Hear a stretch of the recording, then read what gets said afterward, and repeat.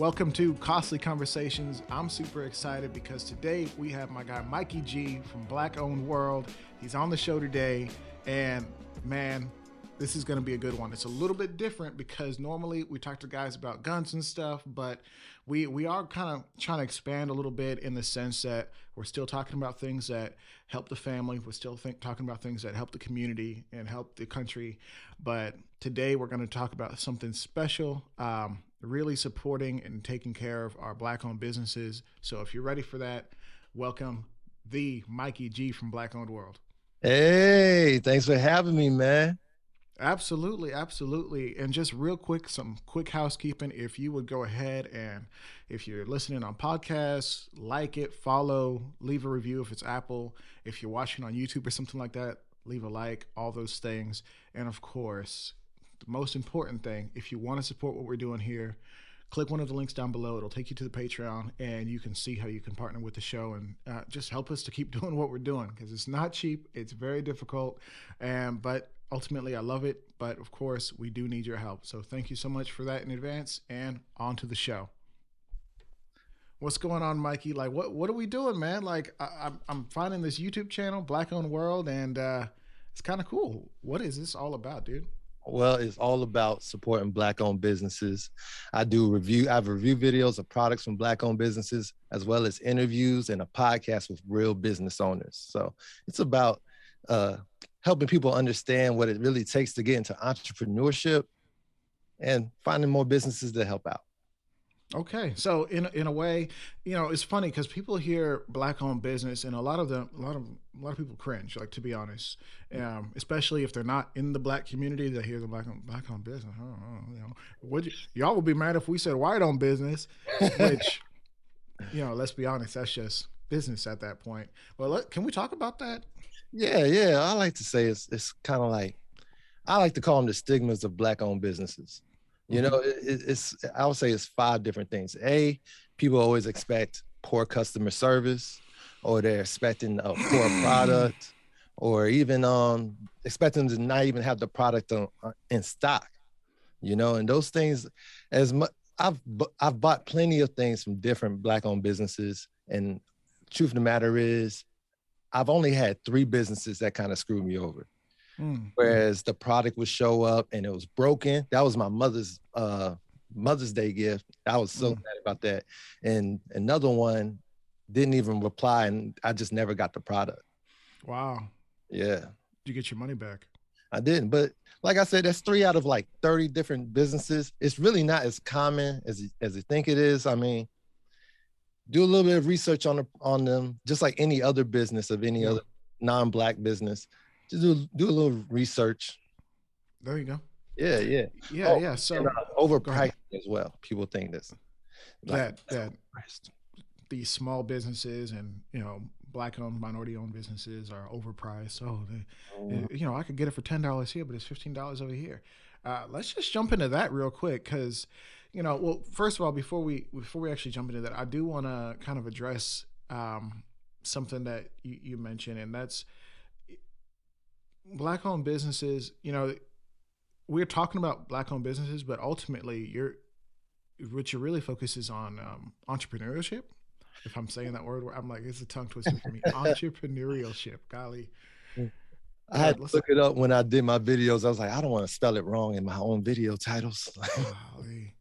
No, but I get that. But it's. I think even if you're not a Black individual, or maybe even interested in running a quote unquote Black-owned business, just the information that you have that we've talked about beforehand about starting a business and kind of being successful in that business. I think this information will take really anyone a long way, especially if they want to be successful, because who doesn't want to be successful in their endeavors. But let's talk about that overpriced aspect. I think that's really interesting. Well, a lot of times, a lot of the products that are sold online from Black-owned businesses, they may appear overpriced. A lot of times, it actually reflects the quality that they have. But truth of the matter is, people are so used to being able to go into a store and just buying whatever. Black-owned businesses have a couple more things that they have obstacles to overcome. See, shipping and delivery. Some of these places, they get a easier deal because they actually have a deal with the delivery group. So black owned business, it's about trying to understand how to be able to be a bit more, what's the word I'm thinking of? I mean, I think they would need to be a bit more understanding that, or give them a little bit of slack in regards to, like you said, like shoot, I was looking at buying something from a small business the other day, and I was like, oh man, I would love to buy this from here, but Amazon got that free shipping, and it's $10 to ship it here. I actually shipped out the prizes from my big Christmas giveaway, 12 days till Christmas. We had a bunch of gifts, and I got to ship them out the other day, and realized like, dang, it's gonna cost me like at least $10 a pop to ship each item. Some items more depending on what we needed to ship it in. So this was through UPS, so I get it. Oh yeah, definitely. And then even then, businesses that are selling products that they had to get imported into America before they Mm-hmm. send it out to everyone, they get hit with the highest prices, you know. So sadly, it sometimes has to trickle down to the customer.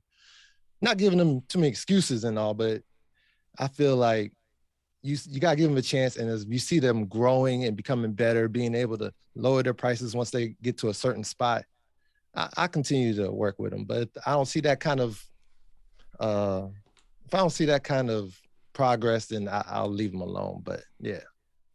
Yeah, I'm man, I'm still stuck on that shipping because, that's a real thing. It's like, man, like, oh, you could buy it from Amazon, or you can buy it from one of my sponsors, ObsidianTrainingGroup.com, one of the best places to buy gear if you're into firearms.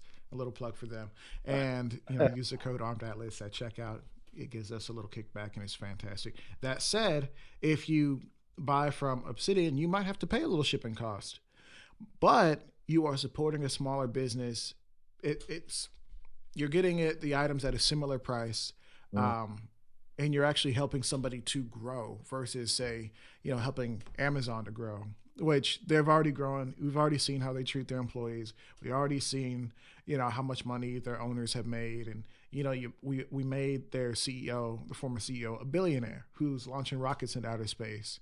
I mean, Exactly. Like we made this man a billionaire. sending that money into space. Meanwhile, we could be spending that money into businesses that will actually put it back into our community. So let's talk about that for a second. Yeah. Let's talk about how basic. I don't. Maybe you know the math on it, but it's been said that when you, in the black community, the dollars leave much faster. Like the dollars don't circulate amongst other people in the black community, in the black economy, much faster than it is for other ethnic groups, if you will. Yeah. I heard it's only 6 hours that the dollar stays in the black community. Man, Meanwhile, other communities stay for weeks, weeks to days even. So yeah, incredible. So it's basically, as soon as we get paid, we're going and we're paying people that don't really necessarily have an obligation to us, if we're speaking strictly about the black community. Oh yeah, definitely, and I mean, they have no obligation to us, so why would they, right? All right. I mean, here's the thing, man, and it's hard because it's like, bro, like, who like, in your mind, like, who should you spend your money with? Like, okay, it's payday, it's Friday night. Who we spending our money with? Okay, we could go to hang out at, what do people hang out at? Clubs, bars, movie theaters, whatever. Bowling alleys. Do people still bowl? I bowl. My niece bowls. Well, She's I good bowl. too. Well, that's good. I'm not good. I'm not good at all. I'm I beat her, but it's only by like 10 points, so she's doing real good. Well, there you go. So I mean, and it's not even so much, oh, am I shopping at a black owned bowling alley? But am I shopping at a bowling alley that's owned and operated by a black individual or a black family, a family from the community? Yeah, and therefore the money stays in the community and can be put towards things that matter. Oh yeah, to us, anyways. To us, yeah, exactly. I feel like that's part of the reason why, whenever a problem comes up within our community, we're so quick to turn around and ask the government, the state or federal or whatever, to pass a law to help us out. Meanwhile, other communities, that problem comes up, they already have the money within their own community to go ahead and handle it, fix whatever the issue is. Mm. One way that they're able to do it is they're able to donate some of their money to, say they have a problem with the police or law enforcement. They donate a lot of the money to the law enforcement, whatever it is, county, state, whatever, preferably county because it's on a local level, right? Mm. And whenever a problem comes up, they don't have to really go out there and protest or anything. They're able to just call them up and say, hey, we're not happy with what you're doing. We have donated this much money to you last year. If you don't get things right, you're not getting anything. Mm. That's incredible. And people don't think about that. People think, oh, is this some sort of like bribery or anything like that? Mm-hmm. No, that's within the system. Like that's perfectly allowed. Mm-hmm. Like, hey, if you give us money, if you donate to us, oh, this is the mayor's friend, or these are people who donated to the mayor. He wants to make sure his donors are happy. Exactly. Why would you piss off the mayor's donors? It works on the political level, you know. Yeah. You saw when Asian hate the campaign started up. Mm-hmm. Was it? I remember seeing Nancy Pelosi was down in Chinatown talking about, come down here. We hang out with these great businesses. COVID's out, but it's not the Chinese citizens' fault, which is not. It's not their fault. It's not. Chinese government, Chinese citizens, totally different thing. But but I don't know. I ain't gonna go into all that. I mean, it's a constant conversations, but we about to get kicked off of the old YouTubes. Right about that. You're right. Hey, who cares? So it's costly. But have you ever seen Nancy Pelosi come out and really push forward for the Black community like that? No. Why? Because we're not really lobbying like we need to, and lobbying costs money to make things happen. Yeah. No, you're absolutely right. So back to the question of leaving money in the Black community and making it circulate so that we can have basically the big things like police unions, or not necessarily police unions, but the sheriff's office looking out for us, especially governors and mayors looking out for us, especially. Like, how can we, just as a community, and how can really any community, like, to be honest, because this is how it works, really make sure that their dollars are staying in their community? Like, what's the first thing you need to buy, I suppose? Like, what do we do? Well, I would say, like I said, that's why I started my channel. Take care of the businesses in your community that are Black owned. Therefore, a lot of businesses that I've spoken to, they actually do things to help out the community so that we'll be more independent. I know Hydrate Hill Water over there in Houston. When the power went out and all the pipes were freezing and bursting, they went out and donated bottled water to people in the neighborhood. That's awesome. Things like that. Dasani wouldn't have done that. Deer Park wouldn't have done that. But because they're there and they care about their community, they helped out. That's awesome. And that's what business owners are supposed to do. As in, if they have capital and extra resources and availability, we'll skip the whole writing a check thing. Let's just hand out the water right now. People need the water now. People don't need to wait for the government to send FEMA to hand out water. That's not. I mean, the government's a big fist and a big hammer, and they're good for starting wars, but they're not really efficient when it comes to saving lives and getting people the help that they need today. Right, exactly. Look at them COVID checks. It took a while, and we need to be more localized. That's where it's really important, is on a local level. We're in certain areas. We're in mostly big city areas and all that, but there's so many other communities within the big city that actually have more pull within government and politics, that they take care of them, and we get overlooked quite often. Yeah, no, it's the facts. And I'm gonna ask this one question, then I'm gonna hit a topic that's harder. Okay. What the heck is wrong with Black people? Like, why do we have such a hard time seeing people that look just like us and basically discriminating against them and saying, I don't want to spend my money with you? And we talked about it a little earlier. Mm-hmm. But he's like, oh man, I'm starting a new business. I'm doing this. I'm doing that. I'm doing an investing thing. I'm selling soap. And it's like, so what? Even though it's things that maybe you actually need on a regular basis. Right, right. Which I feel like those things. Well, I'm gonna stay on what you was talking about. They should sell themselves, first of all. But Those it's really it's tough. It's like we have a real bad. I would say what I can't think of any words right now. It's kind of a stereotype against our businesses out there. You know, we expect automatically. I think it's because people will remember terrible stories more than they would a good story. sure. You know, something bad's happened, you're gonna tell everybody down the street, up the block, everybody. I ain't never been. And there's actually videos I found on YouTube where they're actually talking about, I'm never going back to another Black-owned business. I'm never gonna do this. This is what happened to me. And you don't hear enough stories where like, I went to this place and it was great. They threw in some free stuff here and there, and I go here because they paid for they gave a scholarship to my child to go to a school. Right. Man, I tell you what, guys, I'm gonna just straight up say it. I have plenty of companies that I work with, like Ogun Gear, Obsidian Training Group, but and those are two black-owned firearms accessory companies. Go check them out, of course. Links down below. But here's one thing. I was talking to my guy from Obsidian, Randy, and he said, hey, for the giveaway, I threw in these things, but of course, I threw in a little extra. I threw in a this, I threw in that, I threw in this little handbook for this. And I was like, bro, you didn't even have to do all that. Like, you're not getting any additional brownie points from me talking about how you're throwing in all these extra stuff. Right. You just did it out of the goodness of your own heart because you wanted people to win.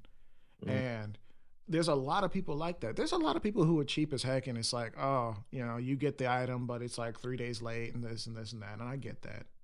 But there are a lot of businesses out there who are really, really trying, and I'm not saying like if you don't really have the cash to spend with them to just spend it, because I can be a little cheap myself. Like I really can be. Like it's bad. But if you were gonna buy something anyways, and it's gonna cost you $10 extra to buy within your community, spend the $10. It's an investment in your children's future. Yeah. Let's I talk call about it the that. black tax. The black tax. I call it the black tax. That's how I made that up. I was like, oh dang, this thing's like 20. You know what? Chop it up to the black tax. And Hey man, each person, it's whatever that tax is. If it's a $5 extra you're willing to pay, if it's $10 or even $50, it's whatever you're comfortable with.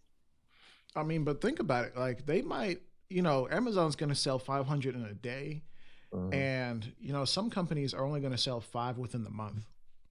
Yeah. That's just facts. I've seen plenty of small businesses, not even just black business, small businesses, period, shut down or reallocate their resources because they're like, well, we're not selling enough T-shirts on this side, and even though the T-shirts are pretty cool, we're just not moving enough product, in this season. So let's just pause that for now and do other things and invest in this way. And it's like, oh man, we had a thing, but it's gone now because. Right. Unfortunately, for one reason or another, people decided not to buy with them. And one might say, well, the market will dictate what's actually good and what's not good. But I wonder if the market will dictate fairly when it comes to black-owned businesses specifically. Yeah. Yeah. I mean, I would say one problem that we have within our community is what I like to call the hookup culture. A lot of us expect to get a hookup, not ask for it. And, if I get it, I get, no, some people get upset if they don't get a hookup. Yeah. Hey bro, I'm down, just give me a free lesson today and I'll come by. And dude, I've heard this from plenty of business owners and entrepreneurs. You have got to take care of them so that they can take care of you. All right. You don't, it's a certain respect. And when you go up there and ask for a hookup, you're disrespecting them a little bit. Let them offer. If they want to help you out, let them offer it to you. Yeah. But don't go into a store thinking that, oh, well, this guy's black, I'm black, we cool, he's going to hook me up. Like, no. give them that same respect. You don't ever walk into any other non-black business expect Hmm. them to give you a handout. Shoot, like let's talk about the sneaker culture for a minute. And nobody expected to even pay sticker price for sneakers. So why would you ask for a big old discount? I mean, I'm not even talking about like the little 10% or something like that. Mm-hmm. I'm talking about like serious like half like discounts. that, and like I said, I'm cheap, so I get it. I Yeah. get it. Oh yeah. I get it. But a lot of these companies, they're not even selling one of these items, and you are their only sale. How are they going to start losing money on a product if you're their only sale today? Come on, man. Be smart. Exactly. Exactly. You can't get out if you don't put in, right? Yeah. So literally putting businesses out of business just cause. Just cause. But another one is culture. Mm. Our culture is we don't raise our kids teaching them things. We teach them the importance of equality. I'm not equality, education, things like that. But we never sat down and when's the last time your parents sat down and told you like, hey, make sure you when you get a chance, you always try to frequent a black-owned business. I rarely hear that Right. from my parents. I didn't really hear it from my parents, and I don't know if they just didn't really want to push it like that because it sounds weird. Like, hey, go buy. Make sure you go buy black. It's like that's. It's like, but Mm-hmm. it's important because there's plenty of businesses. Well, and to be fair, where I grew up, there were many businesses. It was predominantly black. Like, so it was easy to frequent a black-owned businesses or like a local on the side of the road. We're selling fruits or fish or places like that. Like that was normal. So that really wasn't a discussion that we had to have. But I don't hear it anywhere where it's like, yo, I went to Granny B's. Definitely go shop there. She's looking out for the people XYZ. Like just something to kind of indicate that this is somebody you should really consider shopping at because they're putting back into our community because they Exactly. are from our community. Yeah, definitely. It's tricky. Is like because we want to spread it. We want everyone to know. But at the same time, I was talking to shout out to Miguel Wilson over there. I was hanging out with them. And he was telling me a story about how he likes to market to the black community. Hmm. He doesn't want to do it so outwardly that other customers, non-black customers, feel weird coming to their business. Mm-hmm. He told me about how there was a sneaker store that opened up, and he put a sign right out in the middle of his store that said "Black owned business." Mm-hmm. People walk. This is a nice area. All kinds of people are here, and people are just walking by reading it, and they're like, "Well, I don't know if I should go in there. I don't. Can I go? Black people, Right. no problem. Oh Right. shoot. But yeah, it's like it's good to be proud to be black owned.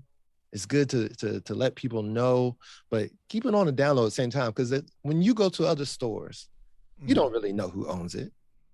You don't know if it's someone from the Chinese community, Hispanic community, none of that. So just try to keep it low, but we'll still let each other know on the hush hush word of mouth type of thing. Sure. Yeah. I think that's that was actually going to be one of my questions is should black owned businesses call themselves black owned businesses? And so far the answer has been no. I've seen Stop it. it. Yeah, Get some yeah. help. So there's some businesses that thrive on it, they get away with it, but at the same time, it depends on what product you're selling and all that stuff and everything. Yeah. But yeah, most of the time, keep it on the hush hush. That way, because we don't want just only the black dollars inside coming to the business. We want everyone's dollars to come in. It's green no matter what. I want green dollars in my business. Got you. And some people might actually be offended at that because they are very much proud of being black and creating something that is, from them, birthed black. But at the end of the day, you might be selling an item like firearms parts and whatnot that is kind of niche where not everybody's just going to build a gun or not everybody's going to buy a trauma kit or something like that. Not no, how many people do you know buying bulletproof vests except for people in businesses where that's important, right? Right. So if you're in a niche business and you call yourself black owned, you are asking to die. And Yeah. I'm saying that knowing plenty of great businesses that are black owned, targeting black communities in certain niches. But at the end of the day, if you really target, soul food is one thing, Chinese food is another thing, Yeah. Japanese, Italian, that's a specific way of doing things, and that just makes sense. But on the other side, it's like, oh, well, if it's not for me, say I'm Italian or something, and I say, well, That's it's enough for me. Yeah. it's enough for me. Chill. So no, I get that. I get why it might be kind of weird, um, being like, oh well, But on the other side, I don't think I've ever seen like a non-food place or that's not like selling like cultural items that says Japanese owned theme park. Right. It's not really a thing. It's not But really a thing. It's not. It's you scare off. You definitely scare off customers. mhm. Uh, and we want, like I said, we want everyone's dollars, not just only ours. So companies like Shea Moisture, I've used them for a little bit, and then I kind of got away from it, trying a bunch of different products. Mhm. Um, but that originated as a quote unquote like black owned business. Except I don't know that they really marketed themselves as like black owned, black owned. Right. Yet everybody knew they were black owned. Like the people who needed to know. Yeah. Do Yeah. you do you, do you know much about them? Not about Shea Moisture, but I mean, I know you know plenty of black owned soap companies. oh yeah, yeah. I love Herb and Eden. I got one of their boxes right there. That's a great soap. I love it. Yeah, are they pretty good? Oh yeah, yeah. It smells good. It feels good. Like awesome. They deliver on time. They have stuff on stock. It's great. No, you should get a code for them. We could put it down below. Oh yeah, I hit them up. They don't know me. No, they don't. Because when I do my stuff, when I do my review videos, I like to buy it first, and then they Mhm. won't even know that I did a video until it came out. Until they see it. Exactly. So when people check out your channel, just for people's reference, Mm, all your videos are pretty much non-biased, except for the point where you want them to work. exactly. I do want them to work, but at the same time, that's why Mhm. I spend my own money doing it, because I do not. I feel like if they were giving me the product, Mhm. and I might be a little bit more lax. Right, right. Nothing They mess, might not it's judge like it so harshly. exactly. I'm like, oh man, this thing ain't doing what I needed to do. But they gave it to me for free. What am I gonna say? Right. You know? Next, you find yourself on camera. Well, I didn't exactly like this one thing, but truthfully, you hated it. Yeah.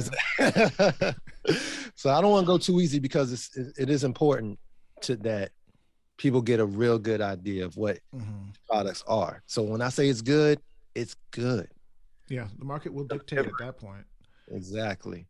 Exactly. Now, how do you feel like the response has been with you creating a channel like Black Owned World, which is all about showcasing um, products and companies that are black owned? Like, Well, how do you feel like the response has been? it has been very much mostly positive, like Okay. 95% response positive. Hmm. 5% nothing terrible, but people, hey, why don't you do Hispanic businesses? Why don't you do Indian businesses? I'm like, this is strictly for African American businesses for me, because I want money to stay within the community. Nothing against any other community or their businesses at all. It's just a matter of, I'm trying to help our people do what they've already been doing. Yeah. You And know, I think there is quite a bit of frustration, or it almost feels like one of those like quote unquote like liberal talking points to support black businesses and stuff like that. And I don't really so much care about the politics of it all, but I think people do see it, and they say they can get turned off by the idea of supporting a specific group of people. And let's be honest, having a business that's called a black owned business, that's not really, it's almost a grift in a sense. Not to call anybody out, mm, but it really doesn't add anything to your business. Like it's not an actual selling point. Like it, what product am I getting at the end of the day? exactly. That's what really matters. Hmm. Now some people, like I said, that like a lot of hair care products, they make sure they add black owned in there. Why? Because A lot of black women do care about their hair, and it's very I think that does matter. right. So it's a very sensitive topic for them because they fit. A lot of women do feel like, oh, all these products out here, it works for Becky or Mei Ling, but it will not work for me. So they Yeah. really feel like, oh my gosh, I got this thing. It's designed for me. It's for my hair. I can't Hmm. wait to try it. So stuff Yeah. like that. That's why I said it depends on what you're selling. If marketing that way can work for you, but things such as, I don't know, selling sneakers, selling Hmm. toilet paper, things that don't really matter too much, especially like who cares if you were using Charmin or something else? Like Nobody cares. nobody cares. Therefore, it might not really matter to really throw it out there like that. Yeah. So one of the questions that I actually had for you was kind of dealing with um, glamorizing those other brands, not necessarily like local American brands, because you can buy what you want, or even Chinese-made American brands. I don't actually care, but like the idea of like foreign brands, like European brands and stuff like that. Like we, as kind of like the culture, quote unquote, the culture loves their brands, loves the Gucci, loves the Prada, loves the foreign cars. We just everything foreign. Oh What yeah. in the world is that, man? I I mean, don't I get it, but what is it? I'd say it's like pre-programming. Like with the Mhm. people that we look up to, the movie stars, rappers, whatever.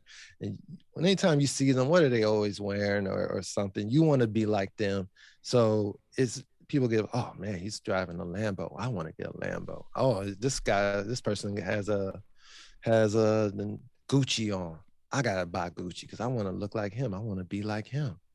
When truth of the matter is, we have products within our community that are just as good, that Mhm. look good, and all that stuff. Luckily, my parents raised me not to care about big name brands because it was just a fad, you know. Yeah. Shout out to Actively Black. They're a athleisure wear type of thing, Mhm. athletic wear clothing and all that. I'm telling you, I was surprised. I tried their stuff, their thing, their clothing is up there with Under Armour to me. Oh yeah. It fits, it looks good, great material, and about the same price as Under Armour as well. I wonder So if they'd want to do a collaboration. they would. As a matter of fact, I think they're in Texas too. The wheels are spinning. Yeah, that's what I'm here to do. Hey man, like imagine if your favorite black influencer teamed up with a company that had its interest in the black community to make things happen. Exactly. Imagine. Oh, I'm not saying it will happen, but mm. imagine. A lot of people working together, building a Yeah. community. And that's what we need right now, more than anything, is a strong community. Man, I would say in my personal struggles with doing this and saying, okay, well maybe I should do some T-shirts, or maybe I should do some patches, or just trying to do things that'll help to generate some revenue, but also offer value and services. A lot of this crap, you have to start it from the ground up, and you have to be like, all right, who can I go to make this happen? Can I find a good deal here? Do I want to go through these big established companies and keep making them rich and let them take a big cut, or what do I have to do to kind of get started? And imagine how much simpler it would be if we didn't have to reinvent the wheel every freaking time we wanted to start, and we could team up with small yet powerful brands like was it Actively Black, or the homie Marshall Davis from My Sister's Keeper. She just started 2 a.m. Apparel, which is 2A, firearms community focused active wear for like morning jogs and stuff. Okay.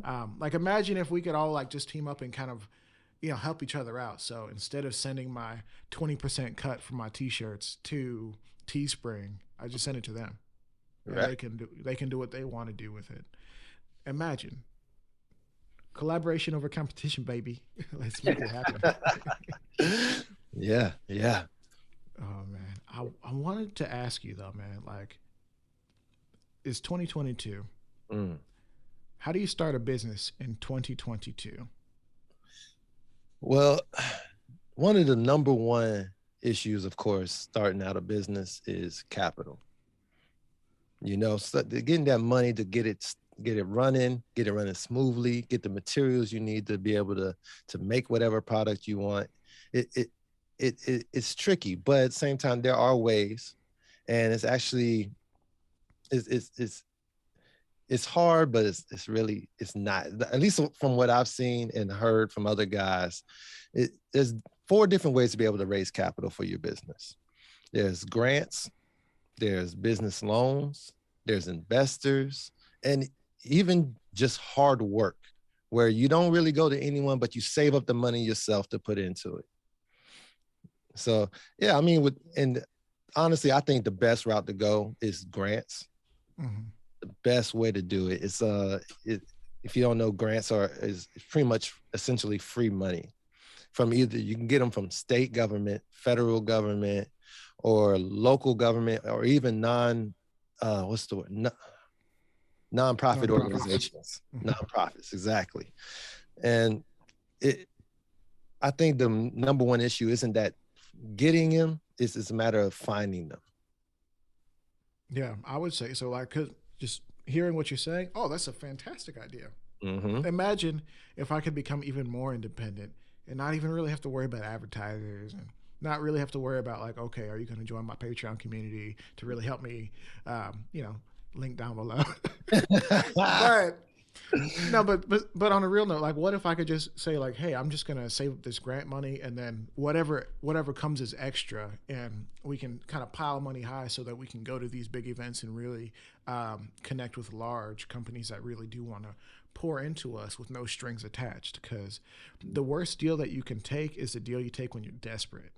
Yes, that is so true. When you come into a deal, you want to have the upper hand. The one that needs that deal the least is going to be the winner. He's going to get the most out of it.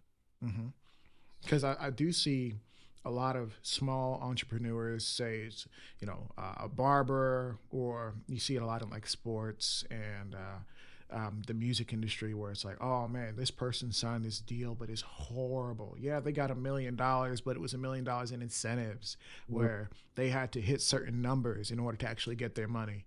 And yeah, that you see them in nice cars, but that's a rental from the organization. That's not their car. No.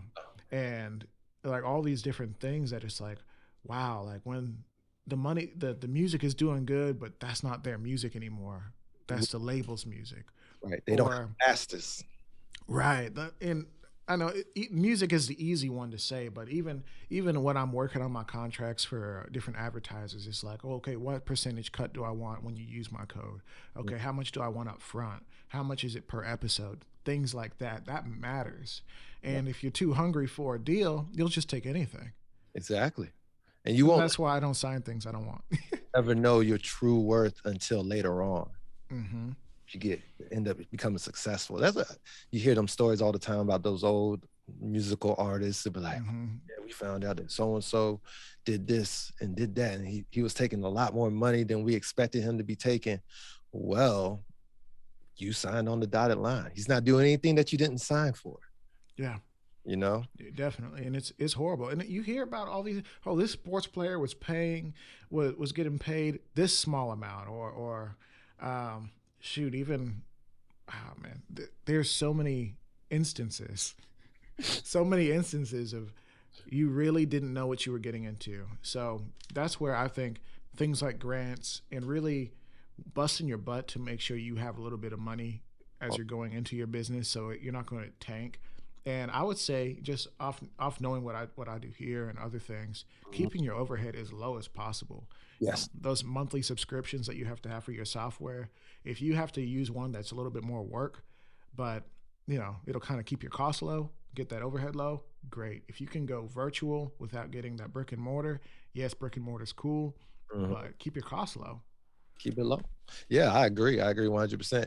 I would say one of the biggest benefits of brick and mortar is that as far as for your customers, they don't have to wait for delivery and all that stuff. But truth of the matter is, is it worth it? If it's not worth that money you're gonna miss out on if you're just shipping it out, if people aren't coming into that store enough and you're making more money selling it online, you might want to think about shutting down the brick and mortar. I know a guy, I did an interview with him, Occoquan's Tea Shop down here in Occoquan. And and when COVID hit, people weren't walking around. That was his bread and butter. It's a very pedestrian type area. And people walk by, oh, what's this little tea shop? I'm gonna go in here. And as soon as COVID hit, no one else was walking in. And he went ahead, shut it down, and started and changed up his whole business where you could go online or even just call him, order it, and he drove straight up to my house and delivered it. Wow. Simple as that. Simple as that. You got to adapt to different things. That's what I like about they are very adaptable.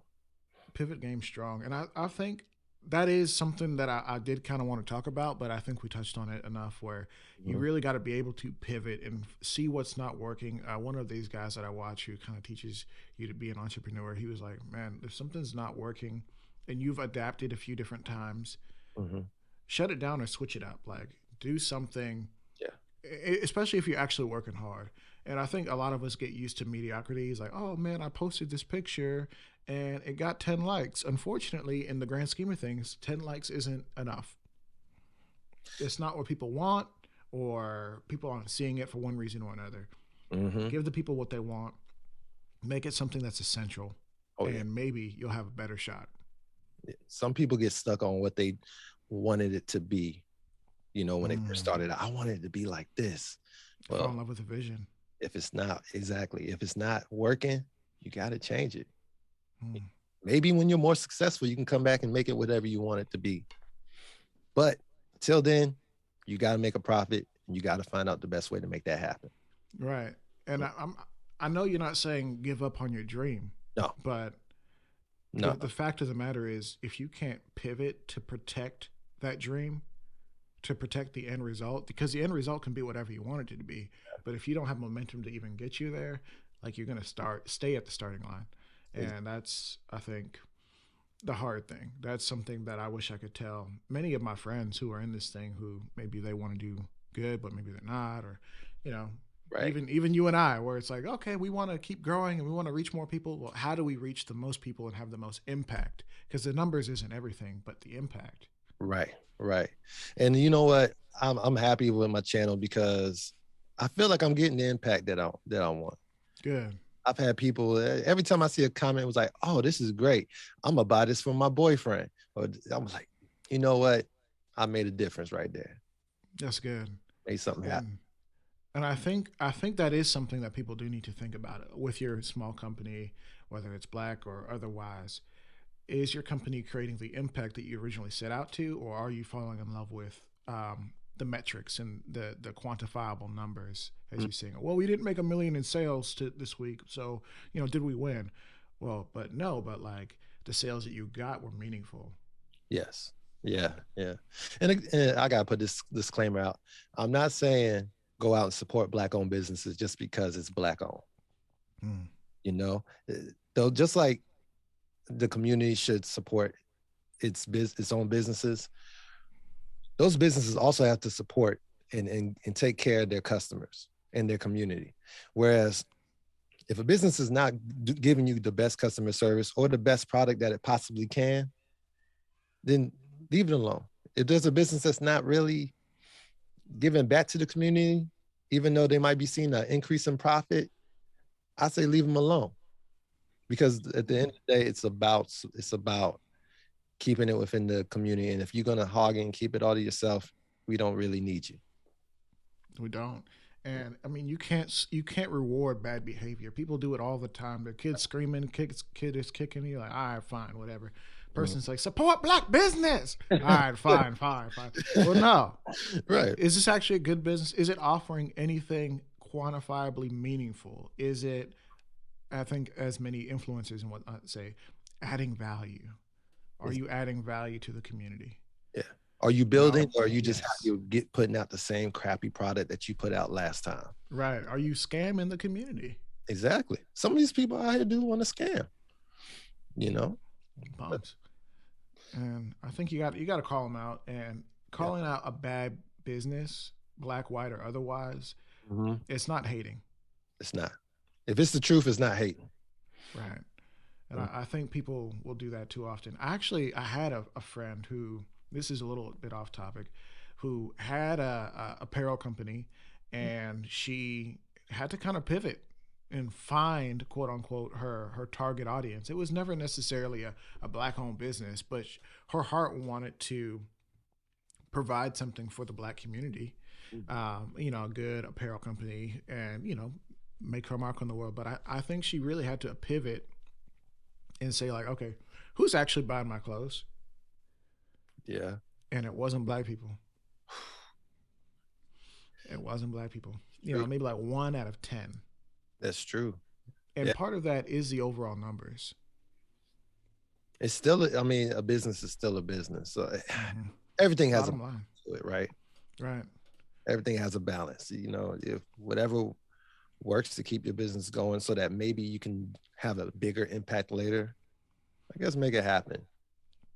And it's not to say that she doesn't have the core values that the black community wants to see, which is really the core values that everyone wants to see, which is, hard work, dedication, giving, where you can give, supporting where you can support, representation where you can have representation. Say, the models that you have wearing your clothes, are they relatable or are they not? Right. And having at least a diverse group of people modeling your apparel is important. At least a diverse group. I'm not saying everyone has to be, deep in melanin. Right. No, I agree with you. I definitely agree with you there. It's I like when I go to a website and I can't tell that it's black owned. The models, all them different races and all that, but I know that the owner really does care about the black community. So I know that, oh yeah, okay, he's got everyone chipping in over here. He's got everybody they're comfortable coming in and spending money. So, and I know he's putting it back into the community. So it's a great thing. I've never been a fan of this whole representation thing that they're forcing on in movies, commercials, and all that. It's cool when I see a website where it's only black models, and it's cool, but are you really making yourself relatable to everyone, or are you only making yourself relatable to 13% of the population that's black? That's tough, because some people will be like, we got to do that. We got to have our own. And maybe it's because they're so hurt by just everything that's gone on and everything that they've seen and the trauma in that. But at the end of the day, if you want your business to survive, it's got to be accessible to, the millions of dollars that you can get so that you can put it where it's supposed to go. Because what's the mission? At the end of the day, what is the mission? Right. If the mission is to have a successful business and create generational wealth to impact you and your family, and so that you can impact not just your family, but your community, and not even just your community, but your country, like, what is your mission? Is it to create products only for the black community, or is it to create products that can create that generational wealth so you can change the world? Exactly. And that's what we need to focus on, the long-term game. Yeah. That's what's important to me. And that's why I'm willing to have conversations like this with guys. You're not necessarily talking about guns, but at the end of the day, are we changing our families and our communities and everything that comes after that, whether it's the country, the world, our counties? What are we doing to change, to create the change that we've been begging for? We've been begging for it for a long time. That's the problem. We've been begging for it. Instead of making it happen. Back in the 60s, 50s and all that, when we had black-owned banks, black-owned hospitals, all these businesses and everything, we had more intact families, which is the building block for a community. Yeah. See what I'm saying? So it's just like,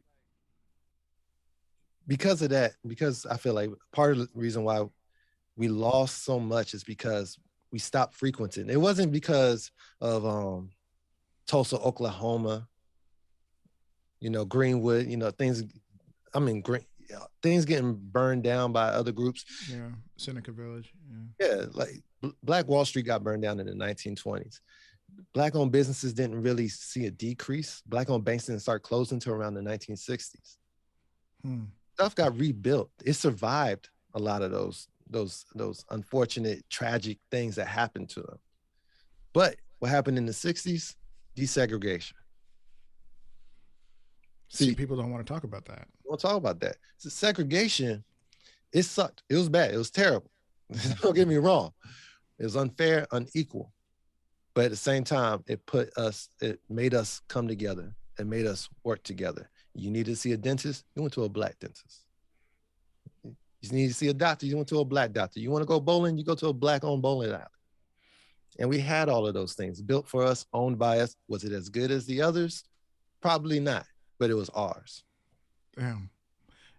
And I would say, and I've had this conversation before, the issue with the overarching community is we don't have an ownership mindset.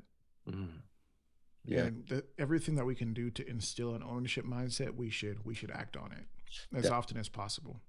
I say a lot of people get into business have one of two mindsets. It's either the entrepreneur mindset or the hustler mindset. Nothing wrong with either one. Mm. But I feel like the hustler mindset, it's about putting in the least amount of work to get the biggest outcome. And which I think you need a little bit of that in you. You need to have that the brain that helps you to really capitalize on your energy. Because a lot of these entrepreneurs, I mean, 50% of businesses in America, like forget the black community for like 5 minutes, okay? 50% of businesses in America, I think they go out of business in the first year. Or am I quoting that statistic wrong? I might be. It's pretty steep. I think it's more than that. Shut down within 3 to 5 years. Mm. You know, that's because you had I would blame it on having too much of a hustler mindset. Yeah. If you had a more long-term mindset, you're not gonna spend your money so frivolously. Yeah. You're gonna have something on standby. Oh, I made a profit this year. That's great. I'm not gonna spend it though. I'm gonna keep it on the side because something might come up later on. Right. You might need a new stove if you got a restaurant. Exactly. Some people stove go out, you're done. Exactly. So, but when an entrepreneur mindset is about they spend more, their mindset is more about investing into the business. Mm-hmm. So that later on that business will do a lot more as far as taking care of him, his family, allowing them to retire, things like that. And that's the mindset that we need to jump more into, expound it. All right. Well, the conversation is not quite done yet. I have 1 or 2 more questions. I know we've been going for a while. That said, if you agree or disagree with any of these things, there's a few ways you can get at us. Hit me up on Twitter or on the Instagram. I'm on Instagram more at armed_atlas. I'd love to talk with you guys about these things. And at armed atlas on Twitter. What about you, Mikey? How can people kind of get at you if they have a problem with what you said or if they like it? Oh, yeah. Hit me up on Instagram, slide into DMs, but not, in a weird way. Hit me up on Facebook. You can send me a message. I'll reply. And people leave comments in my videos all the time. I always reply, some of them just want to ask questions about whatever I'm talking about. Black Owned World on Facebook? Black Owned World on Facebook. Black Owned World in Instagram, and Black Owned World on YouTube. Or you can shoot me an email at blackownedworld, no ED, blackownedworld@gmail.com. Excellent. So far, I think we've got a couple of ways you can reach out, but we'll keep this thing rolling because I do have a few more questions. Now, in regards to somebody said this to me one time. They said, we have all these things called like black owned this and black owned that, and that's not a great way to talk about your products because it doesn't really add a lot of merit to what you're selling. Like it's kind of a poor feature. It doesn't mean anything. That said, even if you have a black owned business, how black owned is it really? Being that if you are a black owned barbershop, do you own that building? Do you own the land that the building's on? Do you own any of these utilities that you have to use like water, electricity? Right. And beyond even just those basic building blocks, do you own, or is it black, not you necessarily, but is it black owned hair products that you end up using for your customers' hair? Black owned cutting tools, razors, clippers, XYZ. Right. Is your chair black owned? Is the comb black owned? Are any of these products actually, the little picks with the fist on it, are they black owned? I don't know. Made in China. Right. It's a beautiful grift. Making all sorts of money on the black community. That said, all these different things. are they actually what you think they are? You think you're a black owned company, but you own none of the infrastructure, none of the means of production, none, like you, Yeah. the trucks that your products came on go into the store that you bought it from, Mm. not black owned. And I'm not saying that you should be discouraged by that, but I'm saying think beyond the barbershop. Mm-hmm. The barbershop isn't the end. No. For those who can't cut hair, like myself, I can't cut. Um, could you own the trucking company? We got a lot of truckers out there. Don't get me wrong. We got plenty of black owned truck companies, and the number keeps growing, and I'm proud to see it. Oh yeah. But what about the distribution companies? And not to say that those have to be called black owned, because we established that that shouldn't be. Right. But Right. what about that? I'll tell you what. It's truth of the matter is I'm still for going that route as far as like, yes, your materials and stuff, they're not coming from a black owned business. But we got to start from somewhere, right? Mm-hmm.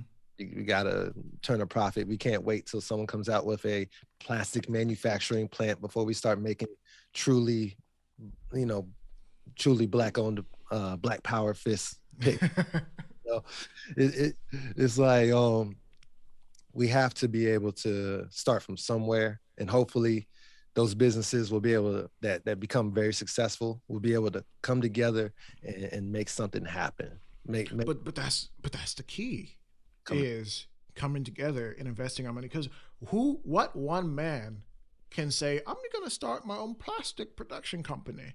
Like that sounds crazy. yeah. Like unless you rake it in bank, like what are you, a doctor at that point, or like some sort of anesthesiologist making the most money in all of American professions basically? Mhm. Like what one man or him and his family or him and his two friends can come together and say I'm just going to open up this plastic plant? Like how many barbers do you know that can just do that tomorrow? Nah, not much, not a lot, not at all. I mean, I'm sure there's some somewhere. But that said, what I'm really trying to get at, to just to be clear, is we've got to learn to have some sort of collaboration and some collaboration mindset. Actually, a couple months back, somebody was like, "Hey, we heard that it was at Remington or something was selling their ammunition production systems for a couple $1 million," and it's like, how many of us who love firearms can pool our money together into some sort of like ownership group Right. and actually buy that and have a truly black owned, it doesn't have to be called that, but black owned ammunition company? There is one black owned ammo situation, but it's white box ammo that's been labeled Uh, for, and that's cool. But is that actually, I mean, it benefits a guy, but at the end of the day, a lot of that money is going back into other communities, which I love those communities. They're great, but it's not my community. I get it. I get it. I remember a while ago, Master P was about to buy a huge shoe company. I forgot what it was. It was overseas. It was, but like, was it Puma? Fubu. No, it wasn't Fubu. I'm It wasn't just Fubu. talking. Oh yeah, I forgot what it was. But anyways, he was about to. I don't know if he got it. I don't think he did because I haven't heard anything about it since. But I knew that they put it out. He's putting in a bid for this business, and there's a lot of other businesses that they have no problem coming together. Hey, we're gonna buy this guy out. I'm gonna outbid him so that we can have this. Shoot, I mean, there are so many companies that they just buy up stocks, and but by buying stocks in a company, they own it because they have a majority stock ownership. Right. And even companies like Microsoft, they just bought out Activision. Who knows if that's going to stick? But it's like companies, people can buy companies. It's not strange. But if you don't have the money because you didn't come together to pool your little dollars or your little coins, as people will say, um, like you have no chance. And there's different opportunities that people say, like, oh yeah, these people want to buy like the Carolina Panthers. It's possible, but we really have to like come behind those people and Yeah. make it happen. Yeah. Green talks. That's all it is to it. That's all it is to it. But if Master P did buy that, buy that shoe company, it would have been a game changer. It would, because You all think so? that like right at that moment, the stores that business had would have become black owned, and and it would have been a lot more available, a lot more easier for us to. Yeah, I was just going through my mind, imagining like, what if he switched it up and started doing the basketball shoes, and then all the athletes would wear those shoes. All the black athletes in the NBA, which is like what 90% of the NBA, started wearing those shoes. What if they did? You know, And then but there's a chance that they wouldn't because there's something to. they got deals, they got contracts. Yeah. Well, yeah, but sometimes I worry that people really don't see the vision, and it's like, okay, yeah, Master P owns a band. Okay, yeah, that's cool. But if it's not like the right person doing it, it's like but it's not Nike. It's like, bro, so you like slave labor? Listen, but like, even if we did, right? I wear overseas shoes too, so I get it. Ain't no wrong with that. But even it's like Nike, isn't Nike made in Taiwan or China? Is it like too? Somewhere. Yeah, all that stuff is over there. Like a lot of our stuff that we sell in our businesses, they're from China too. They come in. I mean, they have to be to get them at the price that you want. Yeah. And God forbid you ever find a black business that's making American-made products. Those products would be so expensive, you wouldn't even think about it. I found one. I found only one so far. It was the twisted water. The twisted cone. It was twisted cone. Yeah, it was on Shark Tank. That little, yeah. It was on Shark Tank. I like it. I be trying to get my thing curly over here, but yeah, yeah, it looks good. But I found only one. But I feel like if we support enough of our own businesses, they get successful enough, they start pulling money together. Hey, we're gonna start a manufacturing plant. We're gonna expand into this. We're gonna start a whole new one. And I would love to see a black-owned car manufacturer. Wow, like think about it. That idea seems so far off. It seems like it. It seems so far off. The impact it would have, as far as say you start the car manufacturing, you're putting out nice cars, people are buying them, but also you can have black-owned car dealerships buying them and selling them. People need to finance. They finance them with a black-owned bank. You see how that keeps the dollar right, the black community a lot. Absolutely. And that's, you know what, let's hop to this next topic, because oftentimes when people are creating things, they get angry because they're not getting support, as we mentioned earlier. And a big issue is you're creating a product that doesn't really have a need, or it's a one and done product. And maybe someone bought the product somewhere else and it's like, one and done, we're good. Like if you buy a studio microphone, you really only need to buy it once unless you expand out in a different way. That's you true. You buy a laptop, you buy one laptop every few years. You buy a car, you're not buying more than one car. It's a big purchase, so really for the business owner, that's great, but there's only so much you can sell. That's true. That is very true. I agree that we need to, if you can, try to focus on things that are perishable, that you run out of within a week or a few months.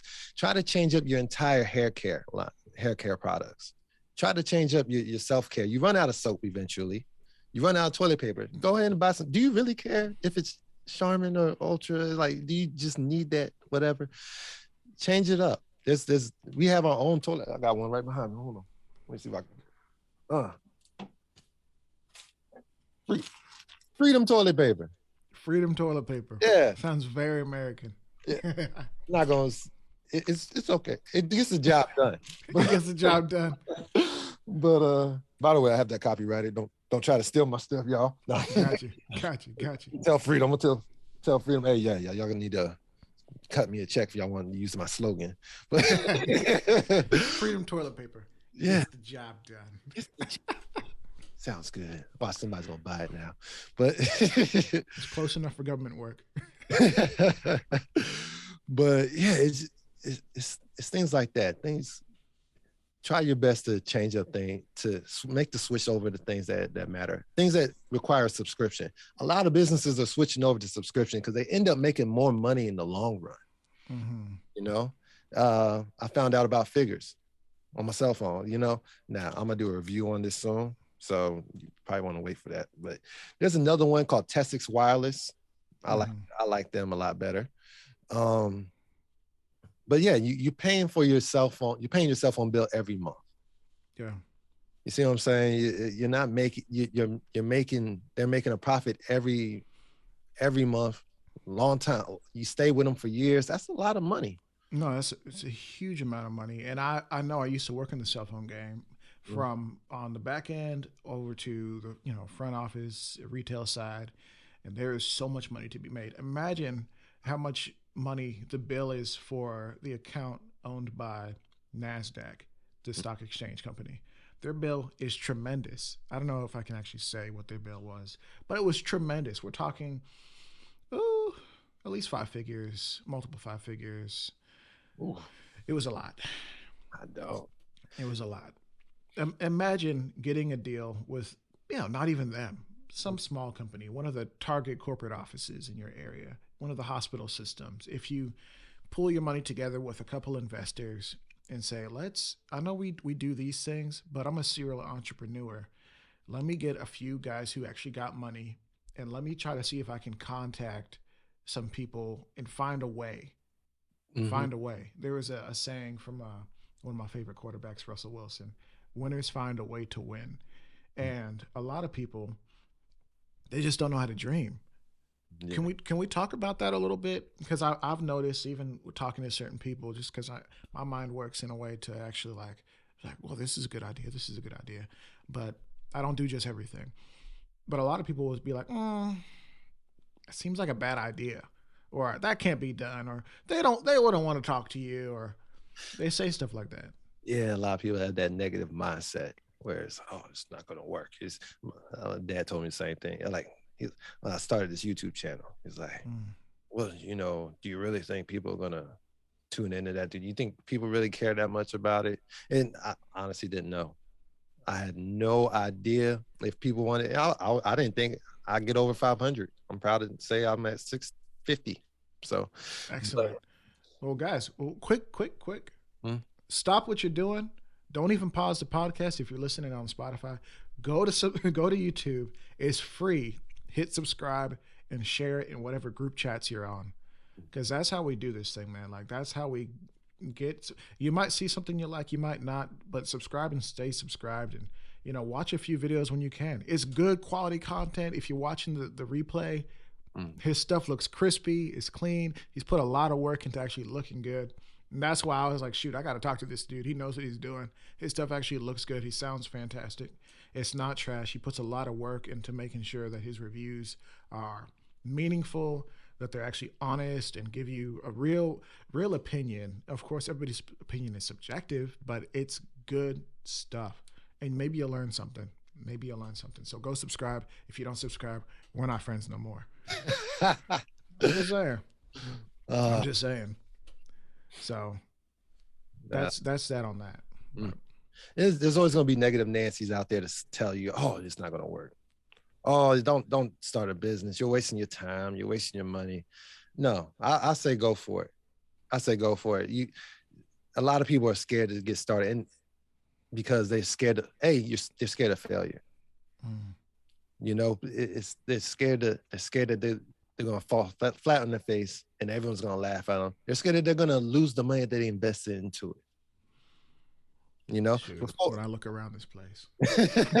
See, before I started doing this, I used to make beats. I used to have people come in and record, pay for recording time and whatnot. And I was buying up mics and everything. I was like, man, am I gonna get this money back? Am I really? Truth matter is, I didn't. I haven't. Will I? Maybe one day, maybe not. Probably won't be through music, but I already knew that I loved making beats, and I knew this was something that I wanted to do. That it was something that I wanted to do, regardless if I became a huge producer or whatnot. So I would also tell people, because of that, try to get into something that you're passionate about, that you actually enjoy, that you actually like doing. But you got to get over that fear, though. You have to. You got to be okay. Entrepreneurs, they become entrepreneurs because they were afraid at first, but they learned to bet on themselves. And I envied people entrepreneurs about that.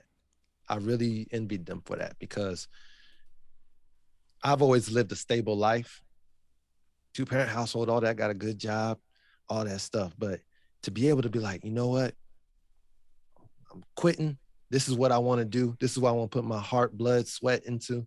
And I'm going to make it happen. And that's a gift to have. That's a true gift to have. So I'm not saying everyone quit your jobs today and start. No. If you can, build it up slowly. Take your time. Enjoy it. If you can make enough money, save up enough to start your own business, go for it. But I've also heard from plenty of entrepreneurs, I had $1 in my name. I moved up here and I started my business and look where it is today. Yeah. What would you say to a more established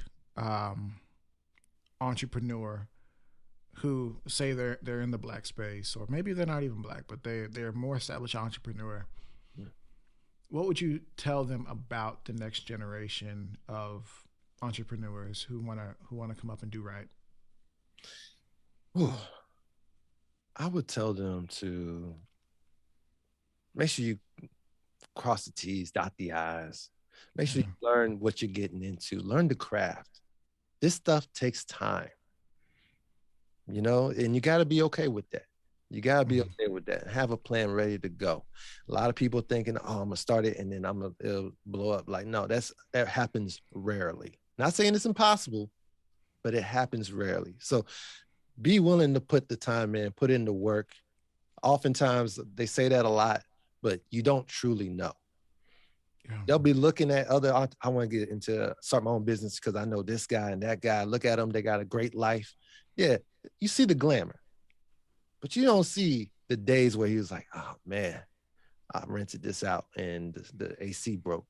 I don't know how I'm going to pay for it. You don't know those days with how many ramen noodle nights he had to have. You just see him in a nice new car. Oh my goodness. Yeah. There's a lot of sacrifice with the game. Not trying to change it, not trying to chase people off or scare people off. Just want you to have an idea of what you're getting into. No, and that's a fantastic point. And I think one thing, I was talking to somebody else who did this YouTube thing a little while ago, and we were talking about, like, why are people so scared of collaborating?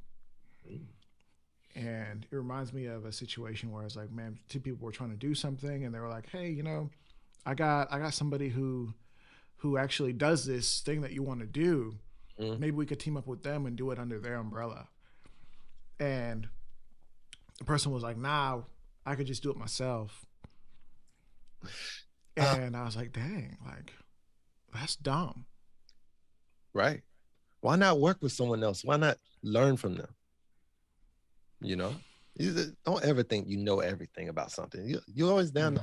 They might know a tax move that you don't know about. Oh yeah, I know this loophole in taxes. We could save thousands. Well, I think that's why so many businesses fail, is because we don't know how to collaborate. Yeah. And we don't know how to learn the tricks of the trade that get you through this system. Because that hard road where the first 2-3 years you're struggling, where you're not making money but you're losing money. Right. Like, what if we could cut that time in half?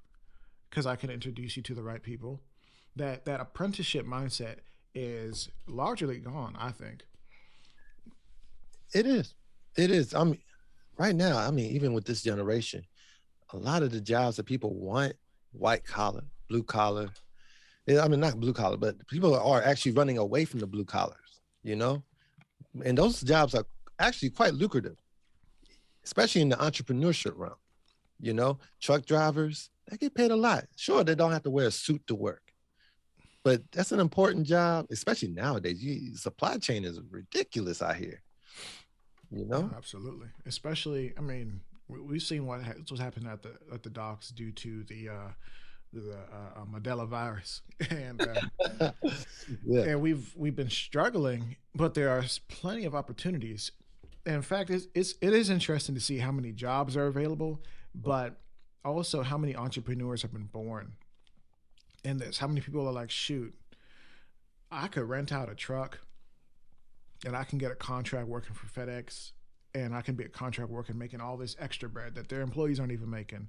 where I can create my own shipping company. I can create my own food service company. I can go contract with 5 of the Chick-fil-A's in my area and basically hire a bunch of people to use their cars and run their orders. I mean, you could come up with anything. I just gave somebody an idea. You could just send me a DM, tell me you used it, and I'll feature you on the show. It's a good idea. Right. Like, go out there and work with these established businesses and get you some bread. Like, you don't have to create the wheel out of nothing. You don't have to like just come up with some crazy idea where it's like, okay, so we're gonna do this and we're gonna create a new type of sock, which cool, but you ain't got to do all that. Right. No, but I would say one of the reasons why people don't collaborate so much is they want to be the top dog. A lot of people want to be the top, especially when you're an entrepreneur. Those are kind of like alpha type of guys. They got that mindset. I'm going in. I'm gonna make this happen. And sometimes your ego gets in the way. No, ego is a killer. And I mean that's the thing with everything. I mean, we talk in the firearms world. When you go to the range, you got to put away that ego, especially when you're training and whatnot. You got to put it away because that'll get you killed. Like, you start doing something, you think you know better, and somebody's telling you like, "Hey, I'm telling you, don't do that. It's going to get you hurt, or it's not going to be effective." Right. But at the end of the day, you've got to be able to put that away so you can open your eyes to and be flexible and learn a thing. Your ego will get in the way and will blind you from the opportunities. And that's just the way it is, man.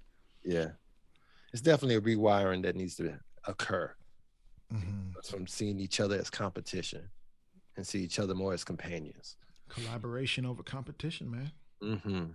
Definitely. Gotta make it happen, man. I'm so thankful that you decided to collaborate with me. I know your YouTube channel doesn't really talk so much about firearms, but you have done some stuff, and I think you'll have a few more things in the future that have to do with it. I know that's generally what we've been talking about, but ultimately, at the end of the day, what are firearms for? Firearms are for protecting you and your family, and that's what we want to work on, is protecting us and our family, building and protecting. And you are doing that by making sure that we're taking a look at some brands that deserve a look, and letting us know when a brand really doesn't need our hard-earned cash. Thank you so much for collaborating, bro, coming on the show and really just chopping it up on these things. Hopefully, I'm sure we've offended at least 1 or 2 people. Let's have a conversation. That's what this is all about. Constant conversations. Hit us up in our DMs. We're big boys. We can take it. And man, Mikey G, thank you so much for coming on, man. Black-owned world, Mikey G. What's up, man? Thank you, bro.